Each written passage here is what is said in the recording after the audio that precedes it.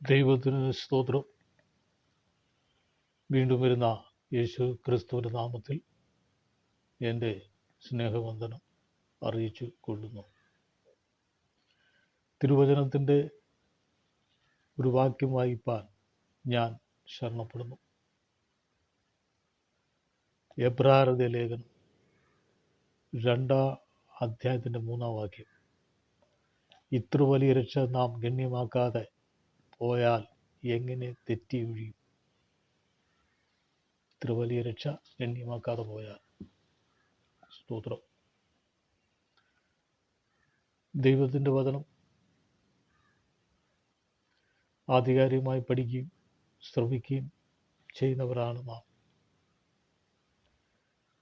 ഒരു വലിയ രക്ഷയാണ് കർത്താവായ യേശു ക്രിസ്തു കാൽവറിയിൽ ഒരുക്കിയിരിക്കുന്നത്. ഈ രക്ഷ ഗണ്യമാക്കാതെ പോയാൽ വലിയ നഷ്ടം തന്നെയാണ് എന്ന് നമുക്ക് മനസ്സിലാക്കാൻ കഴിയും. സുവിശേഷ പ്രവർത്തനങ്ങളും സുവിശേഷ സന്ദേശങ്ങളൊക്കെ പലരും ലാഭകത്തോടെയാണ് കേൾക്കുന്നത്. എന്തൊക്കെ ആളുകൾ പറയുന്നു അതൊക്കെ കേട്ട് രസിക്കുക പലരും. പക്ഷെ അത് ഗണ്യമാക്കാതെ പോകലും.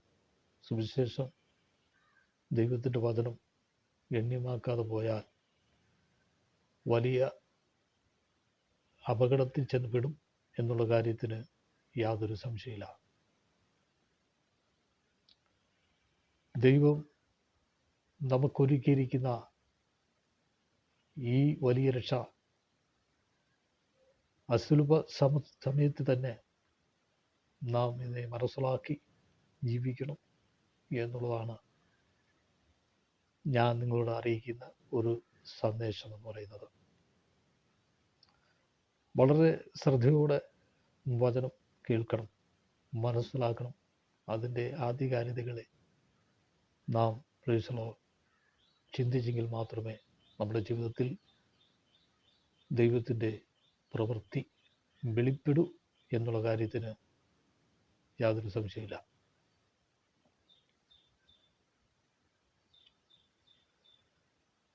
നമുക്ക് ദൈവവചനത്തിലെ ചില ചിന്തകളിലേക്ക് നമുക്ക് കടക്കാം. ഇസ്രായേലിൽ ഒരു രാജാവ് ഭരിച്ചിരുന്നു, ശൗൽ. പക്ഷേ ശൗലിൻ്റെ വഴിയും തീരുമാനമൊക്കെ ദൈവത്തിൽ നിന്ന് വിട്ടുപോയതുകൊണ്ട് ആ ശൗലിനെ മാറ്റിയെങ്കിലേ മറ്റൊരു ദാവീദ് വരാൻ ഇടയായിത്തീരും എന്നു ദൈവത്തിൻ്റെ വചനം വ്യക്തമായി വെളിപ്പെടുത്തുന്നു. ഇസ്രായേൽ ജനത്തിന് തടസ്സമായി ഗോലിയാത്ത് എഴുന്നേറ്റായിരുന്നു, വെല്ലുവിളിയുമായി. പക്ഷെ അതിനെയും തുടച്ചു മാറ്റിയപ്പോഴാണ് ഇസ്രായേലിന് സ്വാതന്ത്ര്യം ഉണ്ടായത്. ഒരു ശൗൽ മരിച്ചെങ്കിലേ 100 ദാവീദന്മാർ എഴുന്നേൽക്കും എന്ന് പറഞ്ഞാൽ 100 ദാവീദ് എഴുന്നേൽക്കും. അതാണ് ദൈവത്തിൻ്റെ പദ്ധതികളെന്ന് നമുക്ക് മനസ്സിലാക്കാൻ കഴിയും. ദൈവവചനത്തിൽ അവിടെ ഇവിടെയൊക്കെ ദൈവജനത്തിന് വിരോധമായി ഇന്നവരെയൊക്കെ ദൈവം മാറ്റിയിട്ടുണ്ട്. വ്യക്തമായ തെളിവുകളുണ്ട്. ദൈവജനത്തിന് വിരോധമായ ഒരു വ്യക്തിയുണ്ട്, ഹെരോദാവ്.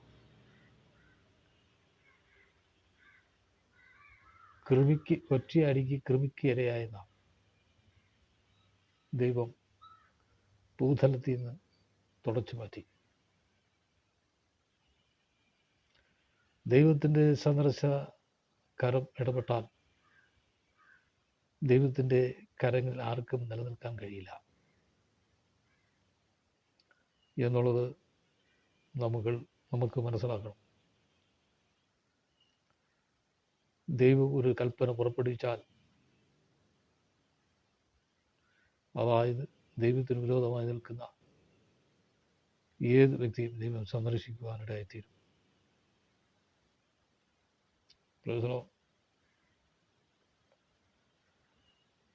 ഹല്ലേലൂയ.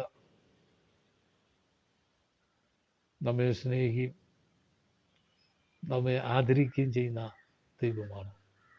നമ്മെ മാനിക്കുന്ന ദൈവമാണ്. യേശുക്രിസ്തു അനുഗ്രഹിച്ചു മാനിക്കുന്ന ദൈവമാണ്. ദൈവജനത്തിനും ദൈവവ്യവസ്ഥകൾക്കും എതിരായി നിൽക്കുന്നവരെയൊക്കെ സ്തോത്രം ദൈവം ഭൂതലത്തിൽ നിന്ന് മാറ്റിയിട്ടുണ്ട്. അത് ദൈവവചനം വ്യക്തമായി രേഖപ്പെടുത്തിയിട്ടുണ്ട്. സ്തോത്രം.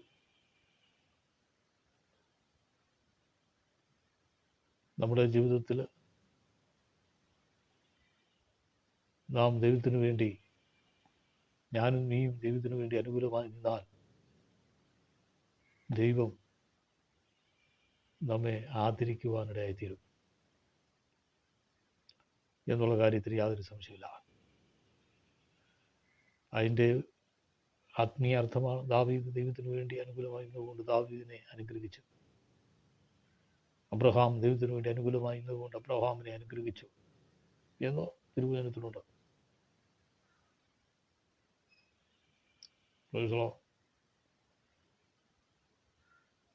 ഞാൻ ഒരിക്കൽ ഒരു സന്ദേശം ഞാൻ കേട്ടത്,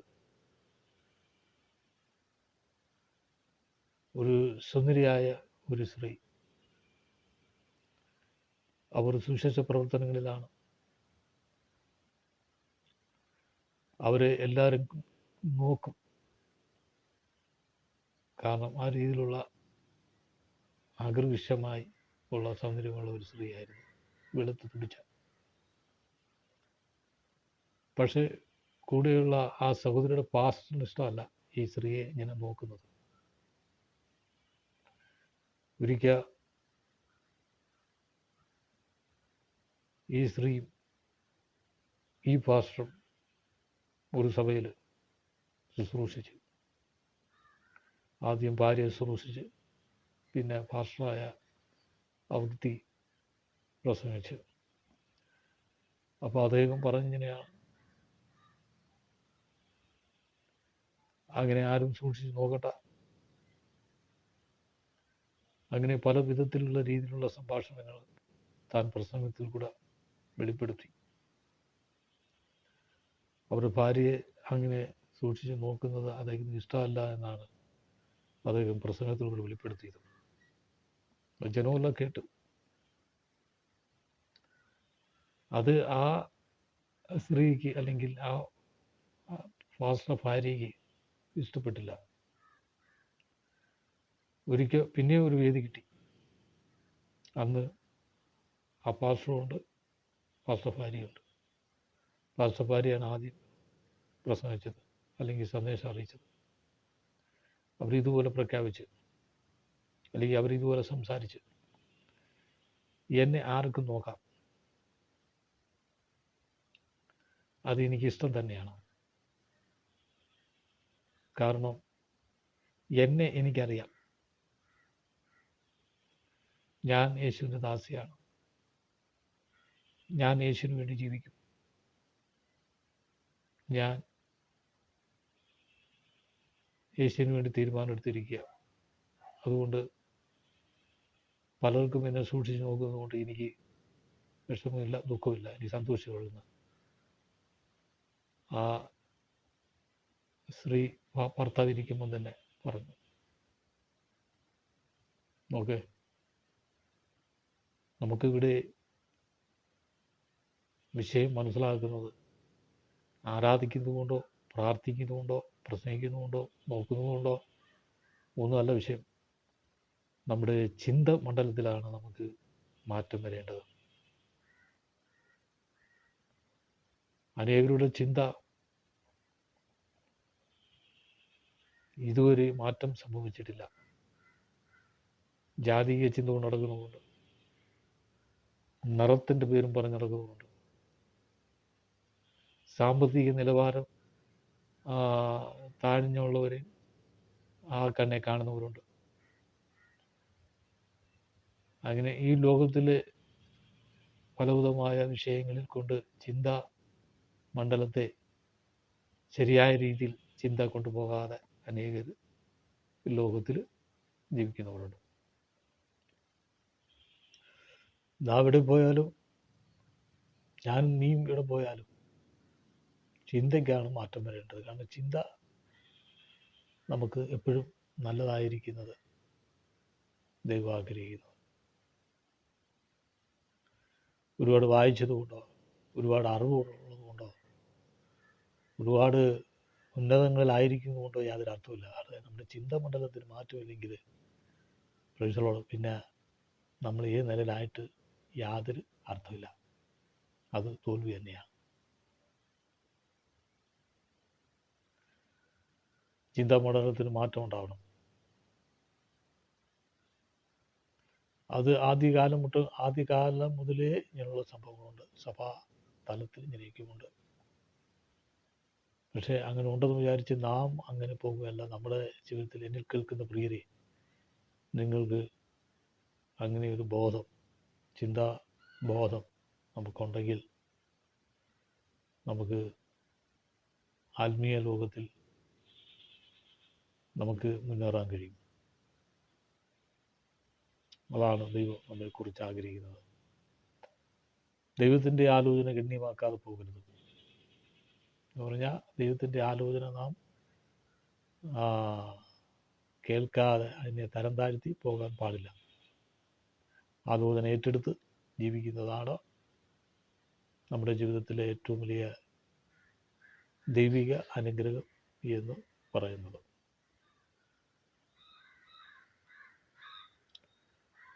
ഇവിടെ ഞാൻ പറഞ്ഞ സന്ദേശം എന്ന് പറയുന്നത്, ദൈവ തലത്തിൽ,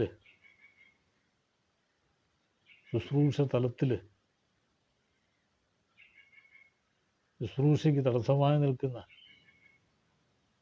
ശുശ്രൂഷയ്ക്ക് എതിരായി എഴുന്നേൽക്കുന്ന മാനുഷിക കരങ്ങളുണ്ടെങ്കിൽ ദൈവം അതിനെ മാറ്റി ശുശ്രൂഷ തലങ്ങളിലേക്ക് നടത്തുന്ന ഒരു ദൈവമുണ്ടെന്നുള്ളത് ദൈവവചനത്തിൽ നമുക്ക് കാണാൻ കഴിയും.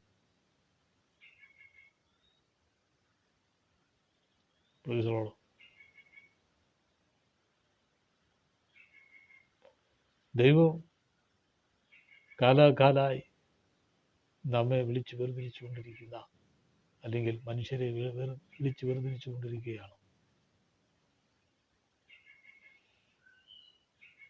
ദൈവം നമുക്ക് വേണ്ടി ഒരുക്കുന്ന നന്മകളും അനുഗ്രഹങ്ങളൊക്കെ ദൈവനാമമഹത്വത്തിനായി തീരും എന്നുള്ള കാര്യത്തിന് യാതൊരു സംശയമില്ല.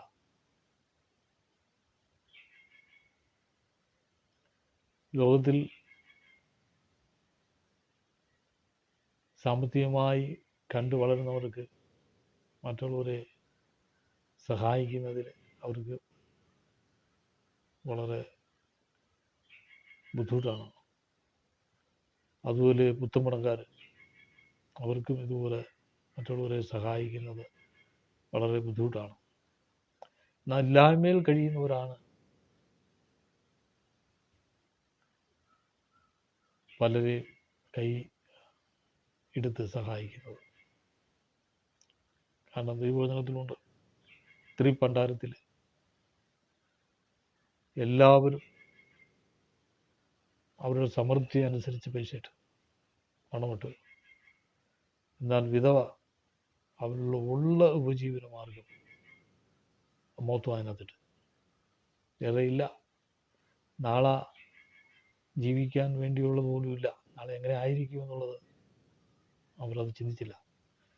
പലരും സ്വരൂപിച്ച് നാളത്തേക്ക് വേണ്ടി ജീവിക്കുവാൻ കരുതി ജീവിക്കുമ്പോൾ ഈ വിധവ ഭർത്താവില്ല, ആരുമില്ല, അവർ ഒറ്റയ്ക്കാണ്. അപ്പം നാളെ ഒരുപക്ഷെ ഒന്നുമില്ലേലും അവർക്ക് വിഷയമല്ല. അവരിലുള്ളത് മൊത്തവും പണ്ടാരത്തിലിട്ട്. യേശു ഇത് കണ്ടു. യേശു അതെടുത്തിട്ട് പറഞ്ഞു, നിങ്ങളിലധികം ഈ വിധവ പൈസ ഇട്ടിരിക്കുന്നു. നിങ്ങളോ നിങ്ങളുടെ സമൃദ്ധിയായിട്ട്, പക്ഷേ ഇവർ ഉപജീവന മാർഗമാണ്, അത് മൊത്തം അതിനകത്തിട്ട് നിങ്ങളെയും കാര്യം കൂടുതലിട്ടെന്നാണ് ദൈവം അവിടെ വെളിപ്പെടുത്തിയത്. ഓക്കെ, ദൈവം ആ വിഷയത്തെ ഗണ്യമാക്കാതെ പോയില്ല. ദൈവം ഏറ്റെടുത്തു. ഓരോ വിഷയങ്ങളും ജീവിതത്തിൽ പലരുടെ അവസ്ഥയിലേക്ക് കടന്നു വരുമ്പോൾ മനുഷ്യരാരും ഗണ്യമാക്കിയില്ലെങ്കിലും ഒരുവനുണ്ട്, ഗണ്യമാക്കുന്ന ഒരുവനുണ്ട്, കർത്താവായ യേശു ക്രിസ്തു. നമ്മുടെ പ്രവൃത്തികളെ നമ്മൾ കൊടുക്കുന്നത് ഒക്കെ അതിന് പ്രതിഫലമായി തരുവാൻ കർത്താവ് സ്വർഗത്തിലുണ്ട്. എൻ്റെ നാമത്തിൽ ഒരു തുള്ളി പച്ചവെള്ളം കൊടുത്താലും, ഒരു നീര് തണ്ണീര് കൊടുത്താലും ഒന്നാ, ഒരു നീര് പച്ചവെള്ളം കൊടുത്താലും പ്രതിഫലം ഉണ്ടാകുമെന്ന് ദൈവത്തിൻ്റെ വചനത്തിലുണ്ട്. സ്തോത്രം. അങ്ങനെയെങ്കിൽ ലോകത്തിൽ നമുക്ക് അനുഗ്രഹം പ്രാപിക്കാൻ, നമുക്കൊരു ഉയർച്ച പ്രാപിക്കുവാൻ താല്പര്യമുള്ളവരുണ്ടെങ്കിൽ യേശുക്രിസ്തുവിന്റെ നാമത്തിൽ പച്ചവെള്ളം കൊടുത്താലും പ്രതിഫലമുണ്ടെന്ന്, നമ്മൾ എന്ത് ചെയ്താലും അതിൻ്റെതായ പ്രതിഫലമുണ്ട് എന്ന് ദൈവത്തിൻ്റെ വചനം വ്യക്തമായി രേഖപ്പെടുത്തിയിരിക്കുന്നു. ആരെങ്കിലും ചെയ്യുക, കാരണം ദൈവത്തിൽ നിന്ന് ഫലമുണ്ടാകുമെന്ന്, ദൈവത്തിൽ നിന്ന് ഫലമുണ്ടാകുമെന്നുള്ള വിശ്വാസം പലർക്കുമില്ല.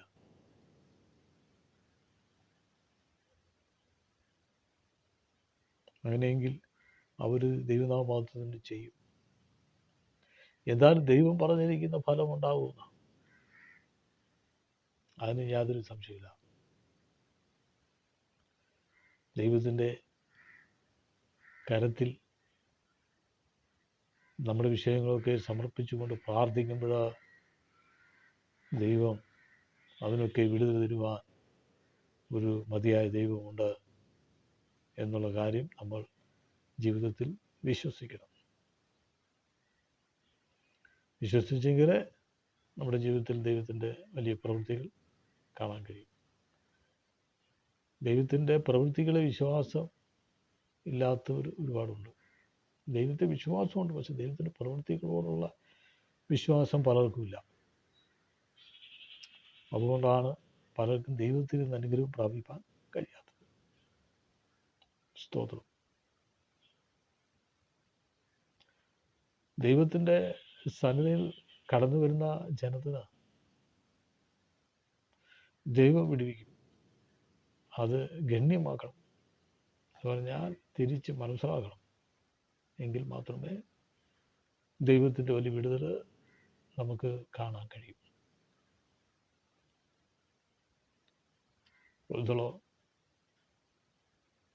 ദൈവത്തിൻ്റെ തലങ്ങൾ, ദൈവിക അനുഗ്രഹത്തിൻ്റെ തലങ്ങൾ മറ്റൊരു ഭാഗത്ത് ദൈവം രേഖപ്പെടുത്തിയിട്ടുണ്ട്. ദൈവം അന്ധനെ, കുരുടരെ, ചെകിടരെ, പക്ഷപാതക്കാരെയൊക്കെ സൗഖ്യമാക്കി. അന്ധൻ, കുരുടർ, ചെകിടർ, പക്ഷപാതക്കാരെ ഒക്കെ സൗഖ്യമാക്കി. എന്നാൽ വേറൊരു തലം ഉണ്ടായിരുന്നു, മരിച്ചവരെയും ഉയർത്തുന്ന ഒരു തലവും ഉണ്ടായിരുന്നു. ഒന്ന്, അന്ധൻ, കുരുടൻ, ചെകിടൻ, പക്ഷപാതക്കാരെ ഒക്കെ സൗഖ്യമാക്കി. രണ്ട്, മരിച്ചവർ ഉയർത്തുന്ന ഒരു തലത്തിലേക്ക് ദൈവത്തി. അപ്പോൾ അവർ തന്നെ മനസ്സിലാക്കി മരിച്ചവരെ ഉയർത്തുവാനുള്ള കഴിവ് യേശുവിന് ഉണ്ടോ എന്ന് യഹൂദന്മാരുടെ ഹൃദയത്തിൽ വെളിപ്പെട്ടു. സഹോദരം, അതുവരെ ഈ അടയാളങ്ങൾ, സൗഖ്യങ്ങൾ മാത്രമേ ഉള്ളായിരുന്നു. മറ്റൊരു തലത്തിലേക്ക് ചെന്നപ്പോൾ അവർക്ക് മനസ്സിലായി ഇത് സാക്ഷാൽ ദൈവം തന്നെയാണ് എന്ന്. അവരുടെ ഹൃദയത്തിൽ ഇടപെട്ടു എന്നുള്ള കാര്യത്തിൽ യാതൊരു സംശയമില്ല.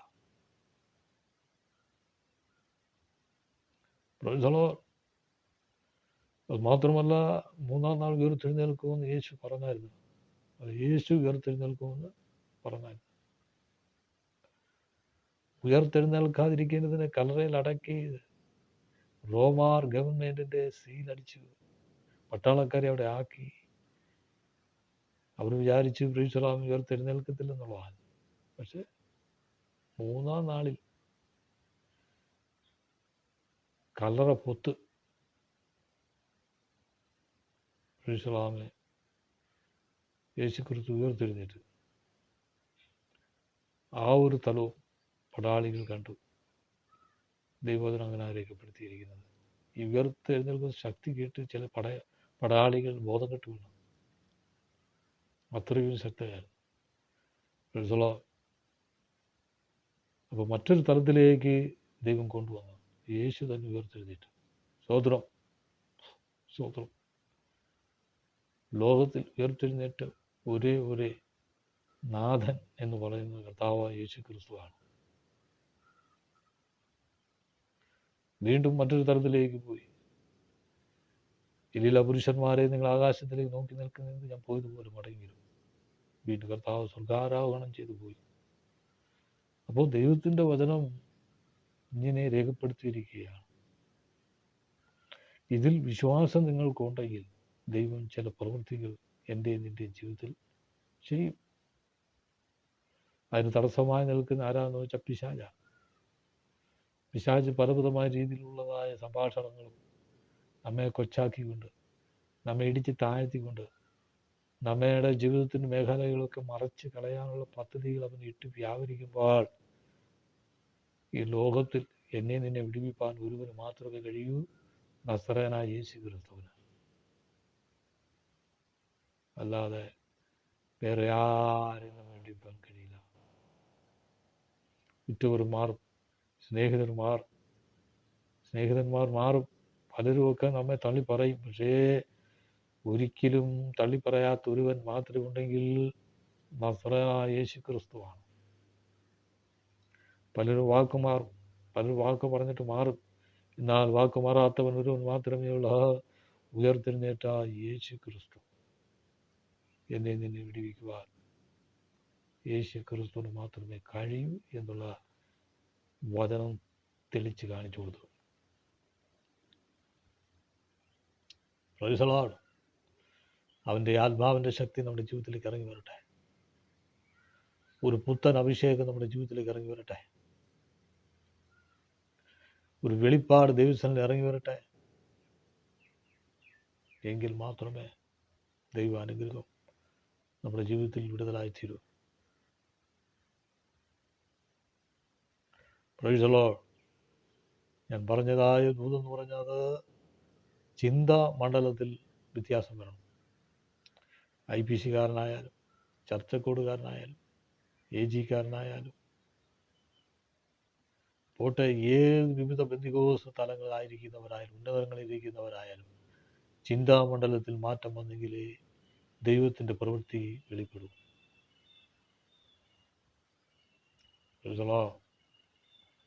ദൈവത്തിൻ്റെ പ്രവൃത്തി അങ്ങനെയാണ് ദൈവം നമ്മെക്കുറിച്ച് ആഗ്രഹിക്കുന്നത്. യേശുക്രിസ്തുവിൽ അത്ഭുതമുണ്ട്, യേശുക്രിസ്തുവിന് അടയാളങ്ങളുണ്ട്, വീര്യപ്രവൃത്തികളുണ്ട്. ദൈവം ചെയ്യും. ദൈവം പലയിടത്തും പല കാര്യങ്ങൾ ചെയ്യാത്ത കാര്യം എന്ന് പറഞ്ഞത് ചിന്താമണ്ഡലത്തിൽ മാറ്റമില്ല. അതുകൊണ്ടാണ് ദൈവത്തിന് ഒന്നും പ്രവർത്തിപ്പാൻ കഴിയാത്ത അവസ്ഥയിലിരിക്കുന്നത്. ദൈവം എന്നും പ്രവർത്തിക്കും. ദൈവത്തെ വിശ്വസിക്കുന്ന നടുവിൽ അത്ഭുതമുണ്ട്. അതാണ് ദൈവത്തിൽ നാം വിശ്വസിക്കേണ്ടത്. നാം ദൈവമായ ബന്ധത്തിൽ വലിയൊരു ഉടമ്പടി ഉണ്ടാവണം. ഇപ്പോൾ എന്നിൽ കേൾക്കുന്ന പ്രിയരെ, എന്തെങ്കിലും സാഹചര്യങ്ങളിൽ ഭാരപ്പെടുന്നെങ്കിൽ നിന്നെ വിടുവിപ്പാൻ എൻ്റെ ദൈവത്തിന് കഴിയും. യേശുവിനോട് പ്രാർത്ഥിക്കണം. ഏതു സാഹചര്യങ്ങളായിരിക്കുന്നു എന്നുള്ളത് അവരവർക്ക് മാത്രമേ കഴിയും. ആ സാഹചര്യങ്ങളിൽ നിന്നുകൊണ്ടാണ് ദൈവത്തിൻ്റെ ആലോചന ഗണ്യമാക്കാതെ പ്രാർത്ഥിച്ചാൽ വിടുതലില്ല. ദൈവത്തിൻ്റെ വചനം ഗണ്യമാക്കി മനസ്സിലാക്കി ദൈവത്തിൽ പ്രാർത്ഥിച്ചാൽ ദൈവത്തിൽ വിടുതലുണ്ടാവും എന്നുള്ള കാര്യത്തിന് യാതൊരു സംശയമില്ല. നമ്മുടെ കർത്താവായ യേശു ക്രിസ്തു മഹിമയുള്ള ദൈവം, തേജസ്സിൽ വെളിപ്പെട്ട ദൈവം, ഉയർത്തെഴുന്നേറ്റ ദൈവം, അഖിലാണ്ടത്തിൻ്റെ സൃഷ്ടികർത്താവ് ദൈവം, തൻ വാക്കിനാൽ സകല ഉളവാക്കിയ ദൈവം, നമ്മുടെ ജീവിതത്തിൽ വൻ കാര്യങ്ങളെ ചെയ്യുന്ന ദൈവമാണ് കർത്താവായ യേശു ക്രിസ്തു. ഒരു മനസ്സലിയുന്ന ദൈവം എന്ന് പറയുന്നത് കർത്താവായ യേശു ക്രിസ്തുവാണ്. ലോകത്തിൽ നമ്മോട് മനസ്സലിവ് ഉള്ള ദൈവമാണ് കർത്താവായ യേശു ക്രിസ്തു. നമ്മുടെ ജീവിതത്തിൻ്റെ താഴ്ചയിൽ ഓർത്ത് വിടുവിക്കുന്ന ദൈവമാണ്. നമ്മുടെ തകർച്ചകളെ കണ്ട് മാറിപ്പോകുന്ന ദൈവമല്ല ദൈവം. പ്രൈസലോമേ, നമ്മുടെ തകർച്ചകൾക്ക് വിടുതൽ നൽകുന്ന ദൈവമാണ്. ദരിദ്രനെ കുപ്പയിൽ നിന്ന് എഴുന്നേൽപ്പിച്ച് പ്രഭുക്കന്മാരുടെ മധ്യത്തിൽ ഇരുത്തി ആദരിക്കുമെന്ന് ദൈവത്തിന് പദമുണ്ട്. അതുകൊണ്ട് സ്തോത്രം. നമ്മുടെ പ്രാർത്ഥനയും വിശ്വാസവും ഭക്തിയും ആദരവും ഒക്കെ ദൈവസ്വരത്തിൽ ഇപ്പോഴും ഉണ്ടാകണം എന്നുള്ള കാര്യത്തിന് നാം വളരെ തീരുമാനമെടുക്കേണ്ടിയിരിക്കുന്നു. നമ്മുടെ ദൈവം സദാമേൻ ജീവനുള്ള ദൈവമാണ്.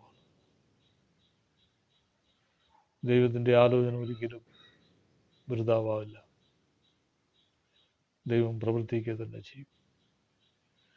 ഏത് സന്ദർഭവേളകളിലായിരുന്നാലും, പ്രതികൂലം വന്നാലും പ്രതിസന്ധി വന്നാലും, അവിടെ നമ്മുടെ പായി പ്രാർത്ഥിച്ചാൽ ദൈവം നമ്മെ വിടുവിച്ച് അവൻ്റെ അനുഗ്രഹമായ തലങ്ങളിലേക്ക് നമ്മെ നടത്തുവാനിടയായിത്തീരും എന്നുള്ള കാര്യത്തിന് യാതൊരു സംശയമില്ല. അതുകൊണ്ട് നമ്മുടെ ആലോചന, അതായത് ദൈവത്തിൻ്റെ ആലോചന നമ്മൾ ഏറ്റെടുത്ത് പ്രാർത്ഥിക്കണം. നമ്മളുള്ള ദൈവത്തിൻ്റെ ആലോചന ദൈവസ്ഥാനത്തിൽ ഏറ്റെടുത്ത് പ്രാർത്ഥിക്കണം. അപ്പോൾ ദൈവം നമുക്കായി പ്രവർത്തിപ്പാൻ ഇടയായിത്തീരും എന്നുള്ള കാര്യത്തിന് യാതൊരു സംശയമില്ല. കാരണം എപ്പോഴും എവിടെയും ഇരുന്ന് പ്രാർത്ഥിക്കുമ്പോൾ ദൈവം വിടുവിക്കുന്ന ദൈവമാണ്. പ്രത്യേകിച്ച് ഒരു സ്ഥലത്ത് വന്ന് പ്രാർത്ഥിച്ചെങ്കിലേ ദൈവം പ്രാർത്ഥന കേൾക്കുന്നൊന്നുമില്ല. എവിടെ ആയിരിക്കുന്നു അവിടെ ഇരുന്ന് തന്നെ ദൈവത്തോട് മുട്ടപ്പായി പ്രാർത്ഥിച്ചാൽ ദൈവം പ്രാർത്ഥന കേട്ട് വിടുവിക്കും. ശത്രുവിൻ്റെ കയ്യിൽ നിന്ന് വിടുവിക്കും. ദുഷ്ടൻ്റെ കയ്യിൽ നിന്ന് വിടുവിക്കും. നമുക്കെതിരായി നിൽക്കുന്ന മനുഷ്യരുടെ നിന്ന് വിടുവിക്കും. നമ്മെ ശത്രുവിൻ്റെ കൈ ഏൽപ്പിച്ചു കൊടുക്കുന്ന ദൈവമല്ല.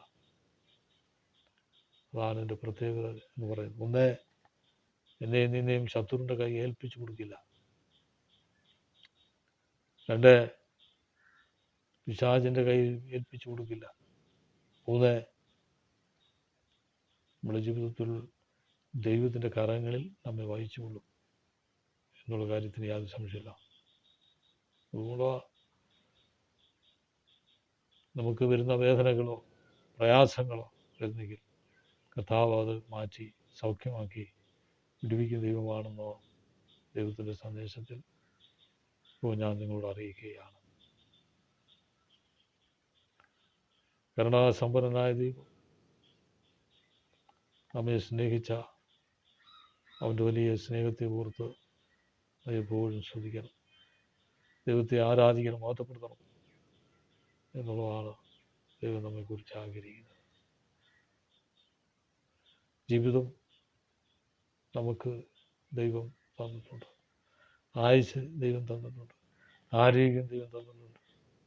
ആരോഗ്യമുള്ള കാലത്തൊക്കെയും ദൈവത്തിന് വേണ്ടി പ്രവർത്തിക്കുകയും ചെയ്യുകയും ദൈവം നമ്മെ അനുഗ്രഹിപ്പാനിടയായിത്തീരും. അവനൊരിക്കലും ഗ്രഹിച്ചലാമെ കടമിടുന്ന ദൈവമല്ല. വേലക്കാരൻ തൻ്റെ കൂലിക്ക് യോഗ്യനാണ്.